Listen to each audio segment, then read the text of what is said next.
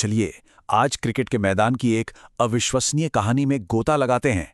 ये कहानी है पाकिस्तान और श्रीलंका के बीच हुए एक वनडे मैच की, जहां एक ऐसी वापसी हुई जो सच कहूं तो लगभग नामुमकिन सी लग रही थी।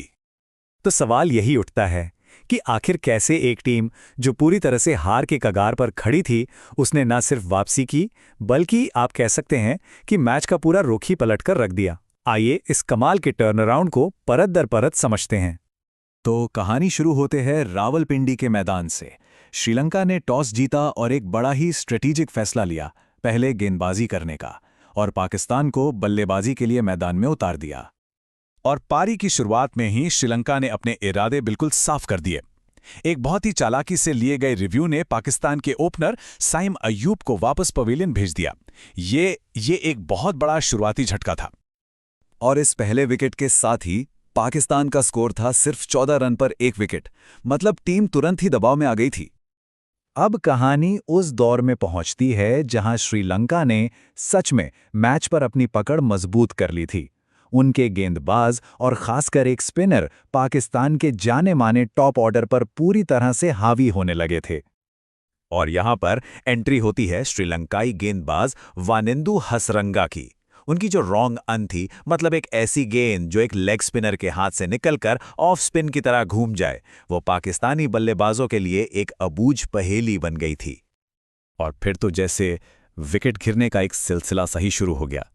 हसरंगा ने एक एक करके टॉप ऑर्डर को पवेलियन का रास्ता दिखा दिया, और इसमें कप्तान बाबर आजम का वो सबसे बड़ा विकेट भी शामिल था।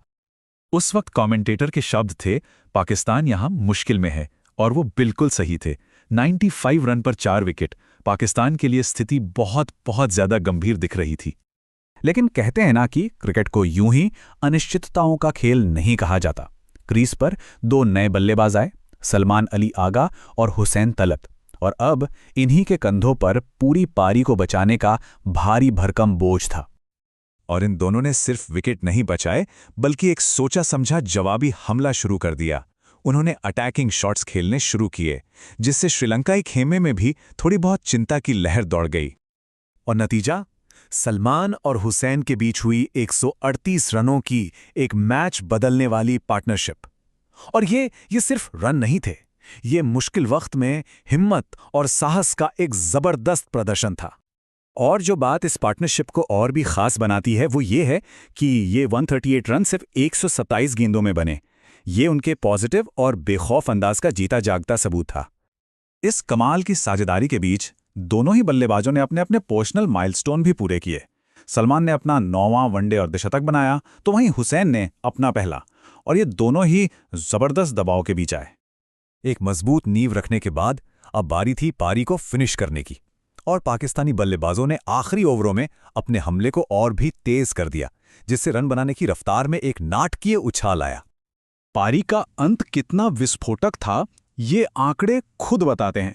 पहले 40 ओवर में बने 195 रन, और फिर सिर्फ आखिरी के 10 ओवरों में बने 104 रन, मतलब रनों की जैसे बौछारी हो गई। कमेंटेटर के शब्द भी इस पर जैसे मोहर लगा रहे थे।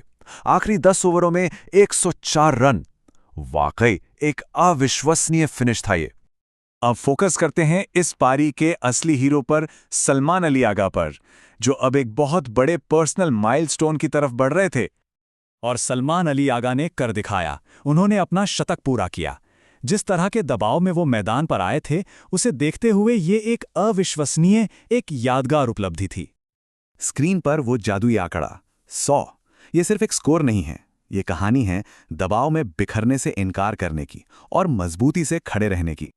और कमेंटेटर की ये तारीफ सलमान के शतक का सार बिल्कुल सही तरीके से बताती है। क्या पारी है, क्या प्रयास है, दबाव झेलने के लिए ही बनाया गया है। एक ऐसी पारी जो उनकी टीम के लिए सबसे ज्यादा मायने रखती थी। ये तुलना इस कहानी का पूरा सार बता देती है।